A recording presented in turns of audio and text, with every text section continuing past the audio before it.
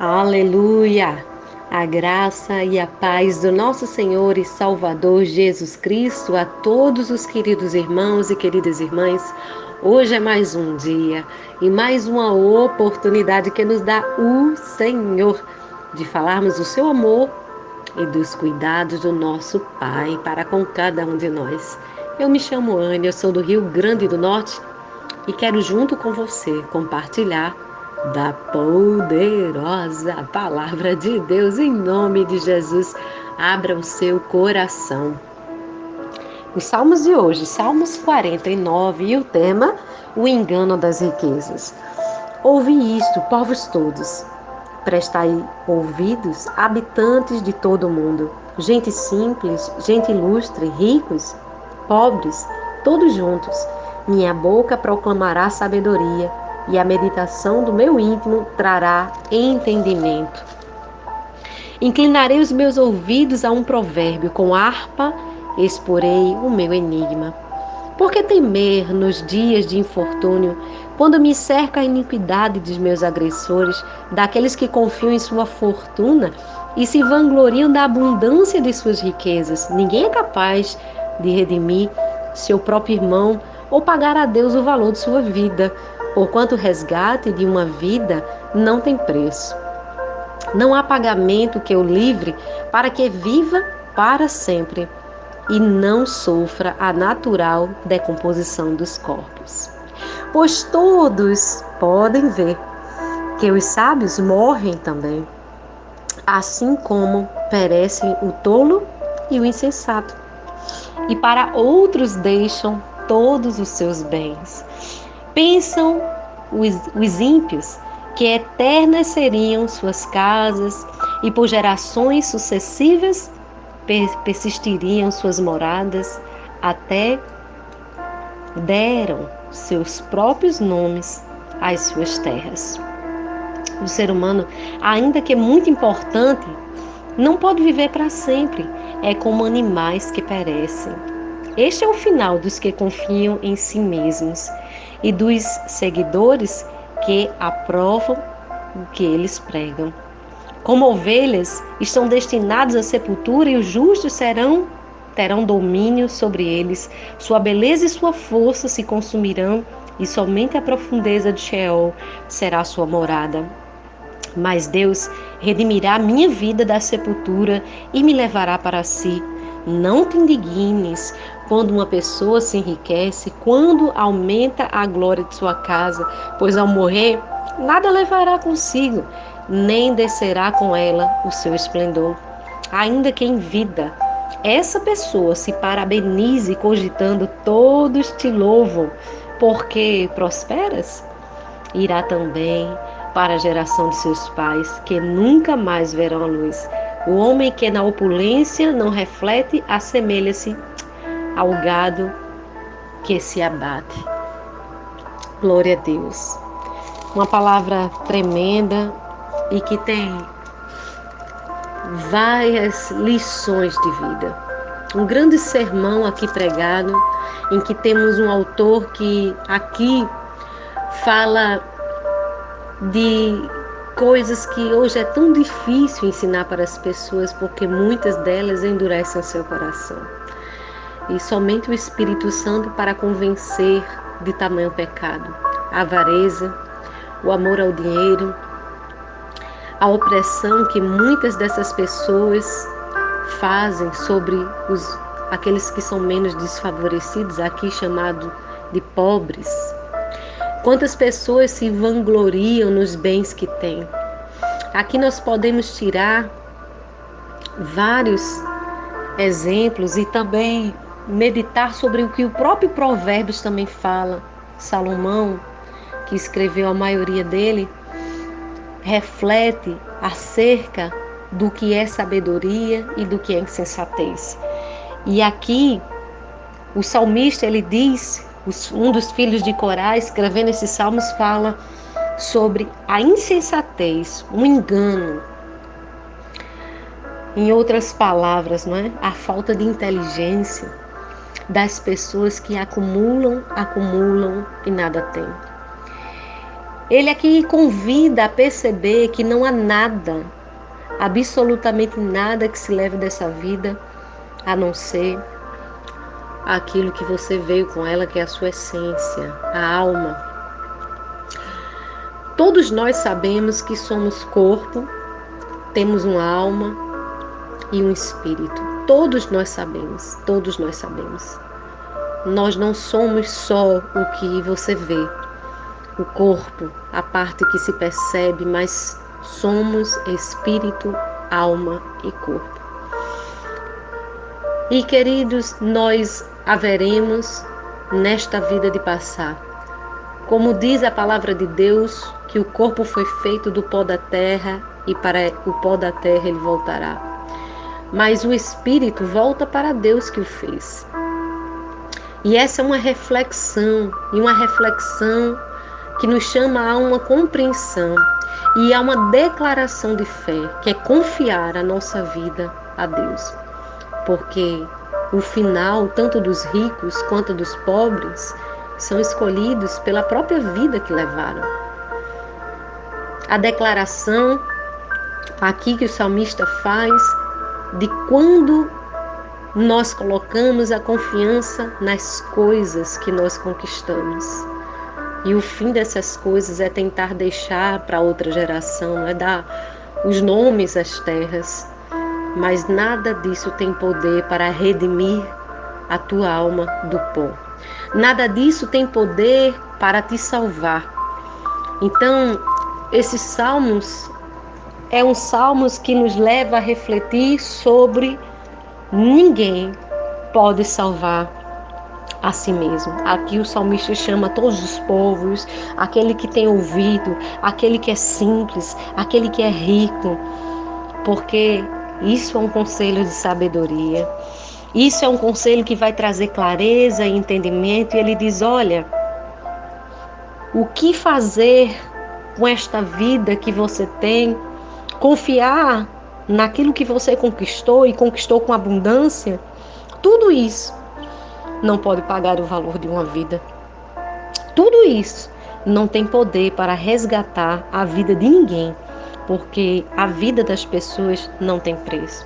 Muitas pessoas colocam preço para as suas vidas, no mercado livre, no mercado de prostituição, mas isso não tem poder para descrever o valor do sangue de Jesus, que comprou cada vida e que não deseja que homens sejam escravos do dinheiro, que não desejam que pessoas se escravizem em vender o seu corpo. Nós somos livres pelo sangue de Jesus e nós sabemos que no final iremos nos encontrar com aquele que nos fez. Iremos voltar para o Criador. Ninguém pode salvar a si mesmo. Talvez você conheça alguém que já se foi desta vida e que os seus bens só trouxe divisão. As heranças dessas pessoas trouxeram brigas. Em todo mundo, absolutamente todas as famílias da face da terra, elas passaram, ou já passou, ou vão passar por isso. Onde o dinheiro talvez tenha sido o maior causador de divisão nos lares. Pessoas que sabem que não vão viver eternamente, mas elas lutam por posses de terra e posse de coisas de pessoas que elas amaram e que elas acham que são merecedoras desta herança. Pois bem, a herança vai se acabar. A herança da terra ela se acaba, mas a herança que eu e você conquistamos nos céus, pelo sangue de Jesus, é eterna e infindável. O legado que ele nos deixou é eterno. O que adianta conquistar as coisas na força do seu braço e não ter um lugar para morar? O que adianta saber que você se empenhou e se dedicou na construção de tantos bens, tentando garantir o seu futuro, ou o futuro dos seus filhos, mas você não tem poder para redimir a sua própria vida? Ao morrer, nada você levará, nada vai com você para a sua sepultura. Não vai casa, não vai carro, não vai seus bens. e a única coisa que te resta é a certeza de entrar no reino dos céus. A única coisa que te resta é a certeza de que pela fé, e a única forma de entrar no reino dos céus é pela fé, Cristo Jesus te perdoa de toda insensatez. A Bíblia diz que ninguém pode servir a dois senhores, pois ele vai odiar a um e terminará amando ao outro. Ninguém pode servir a Deus e ao dinheiro. Está escrito em Mateus 4, Mateus 6, 24. A palavra de Deus chama desse senhor Deus Mamon. Mamon é o Deus desse século, que tem trocado valores de muitas pessoas, onde elas passam a se relacionar com os outros por aquilo que elas têm. Mas diz Provérbios que de nada vale a riqueza no dia da ira divina, mas a retidão livra da morte. Provérbios 11, verso 4. Deus havia feito uma aliança com Israel. Interessante refletir acerca disso, para nós percebermos a diferença quando nós temos uma aliança com Deus.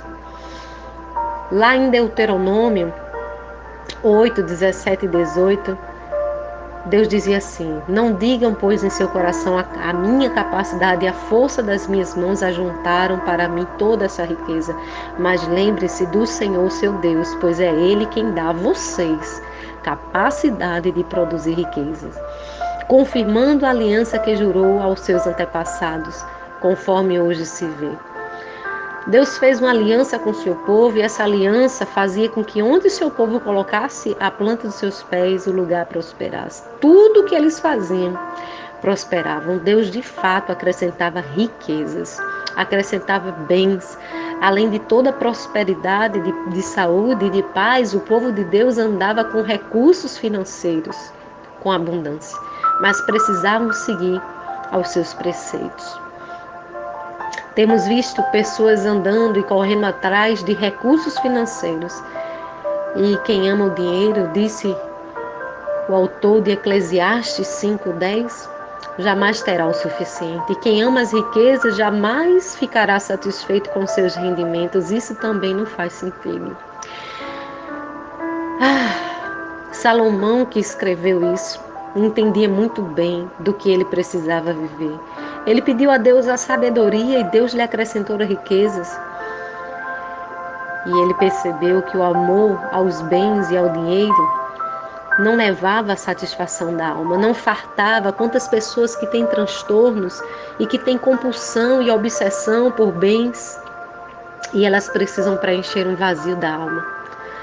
E é por isso, por este vazio, que elas lutam, que elas correm, que elas gastam, mas continuam tristes e infelizes. Após passar o episódio da sua compulsão, choram por culpa, choram de dor, porque nada preenche o seu vazio. Jesus disse como é difícil os ricos entrarem no reino de Deus. Não falando da questão financeira em si, mas nós também podemos utilizar nesse sentido. Não que nenhum rico vá entrar no reino dos céus, mas porque as pessoas que normalmente têm muitas posses, elas não abrem mão dessas posses para herdar a vida eterna. Elas começam a endeusar os seus bens. E nós devemos ser livres do amor ao dinheiro, pois a raiz, o amor ao dinheiro é a raiz de todos os males. Não é que o dinheiro, queridos, não seja útil e também não some para agregar felicidade aos corações. Sim, pode ajudar e muito uma mãe de família, um pai de família a estar feliz por ver seus filhos estudando numa boa escola. Mas aquele que ama o dinheiro, este jamais será feliz, porque não tem no seu coração o único que pode lhe fazer feliz nessa terra, Deus. Que nós venhamos a ter a inteireza de coração diante de Deus e compreender o que diz a sua palavra. De que serve o dinheiro na mão de um tolo, já que ele não quer obter sabedoria? A sabedoria nos oferece proteção. A sabedoria nos oferece clareza, inteireza, preserva a vida. Mas o dinheiro, o que faz? O que é que o acúmulo de bens faz? No que você pode exigir dos seus bens ao seu futuro, às suas gerações? Exigir que eles cuidem bem do que você deixou? Exigir que eles não deixem com que seu nome seja esquecido para gerações à frente? Será? Será que quando você se for desta vida, isso lhe será possível? A Bíblia diz que nós devemos buscar em primeiro lugar o reino de Deus e a sua justiça, e todas as demais coisas nos são acrescentadas. Que nós não devemos acumular tesouros aqui na terra, onde a traça e o ferrugem destrói, onde os ladrões roubam e furtam, mas acumular tesouros nos céus, onde a traça e a ferrugem não destrói, e onde os ladrões não roubam nem furtam. Pois onde estiver o teu tesouro, aí também estará o teu coração. Existe bem maior do que a tua família? Existe bem maior do que as pessoas? Não compre o amor dos outros. Pais que têm comprado o amor dos seus filhos por meio dos recursos financeiros. Pais que têm tentado suprir a afetividade através dos bens e que têm criado filhos mimados, filhos mal educados, avarentos, insensatos, como diz a palavra de Deus. Que nós venhamos a entender quanto a riqueza seduz e engana, como diz esta palavra lida, e que não pode levar ninguém ao encontro eterno do nosso Criador. A maior riqueza que eu desejo para você é a sabedoria de Deus, como diz Romanos 11:33. Ó, profundidade da riqueza, da sabedoria e do conhecimento de Deus. Quão insondáveis são os seus juízos e inescrutáveis os seus caminhos. Se eu e você formos fiéis aqui, ainda que sobre o pouco, sobre o muito, certamente o Senhor colocará. Não estou falando, nem estou fazendo analogia à pobreza. De forma alguma. Eu quero encorajar você a ter a maior riqueza nos céus. E ter muito cuidado onde você deixa com que o seu coração se enraize. Nosso Deus, Ele é supridor, sim, e Ele manda. E quando Ele manda, Ele faz transbordar os nossos celeiros. A Bíblia diz, Paulo, grato a uma igreja que havia mandado recursos financeiros para ele diz em Filipenses 4:19, o meu Deus suprirá todas as necessidades de vocês de acordo com suas gloriosas riquezas em Cristo Jesus. Quem supre é Deus. E se essa necessidade for de comida, alimento ou dinheiro, Deus também envia, por que não? Mas Ele aqui está falando de acordo com as gloriosas riquezas em Cristo Jesus. Pode ter certeza que o que Deus tem para fazer com que o seu coração se preencha não está em recursos daqui da terra. Certa feita, Jesus disse, quando interrogado se deveriam pagar impostos a César, ele disse, ora, dá a Deus o que é de Deus e a César o que é de César. Sim, existem coisas nessa vida que precisamos ter para poder cumprir o que um pai de família, uma mãe de família faz, como comprar alimentos, como pagar um exame médico para os seus filhos, como matriculá-los, mas nós devemos colocar o nosso coração no Senhor e não confiar nas riquezas, porque se assim fizermos, certamente cairemos, pois as riquezas não podem de forma nenhuma produzir vida. A riqueza não pode de forma nenhuma produzir a justiça de Deus. Os bens não fazem isso. Mas se nós confiarmos no Senhor, teremos recursos, e recursos dados por Deus. O próprio Salomão, em Provérbios 3,16, diz: o que este Deus é capaz de fazer, na mão direita, a sabedoria nos garante vida longa, e na mão esquerda, riquezas e honra. E não há ninguém maior, não há ninguém mais poderoso diante do Pai do que a pessoa que o busca e que é humilde de coração. Aqueles que buscam servi-lo certamente receberão vida longa, honra e bens. Deus dá com generosidade e faz aumentar as riquezas daquele que é generoso. Muito mais bem-aventurado é aquele que dá do que aquele que recebe. Privilegiado eu e você, por semearmos muitas vezes em vidas e nos despirmos de coisas que nós não vamos levar para os céus.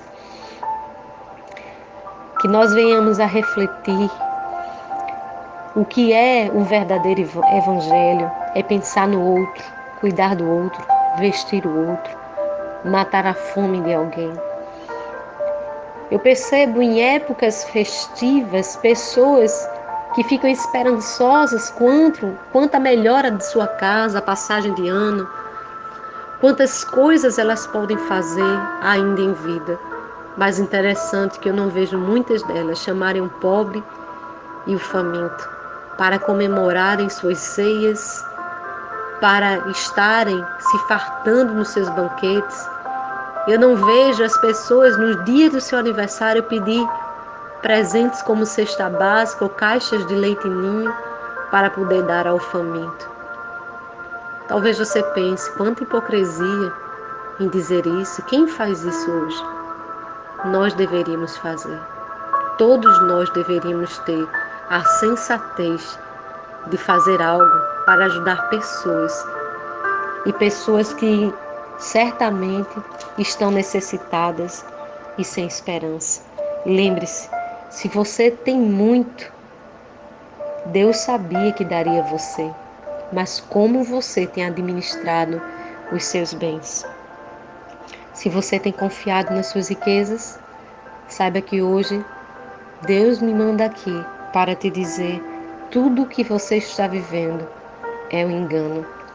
Tudo isso passará e você não tem como pagar a Deus o valor da sua vida, nem da vida de um irmão, pois a vida de alguém não tem preço.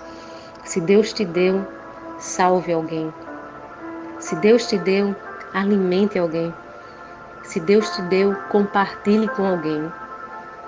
E que Deus abençoe você, em nome de Jesus. Amém.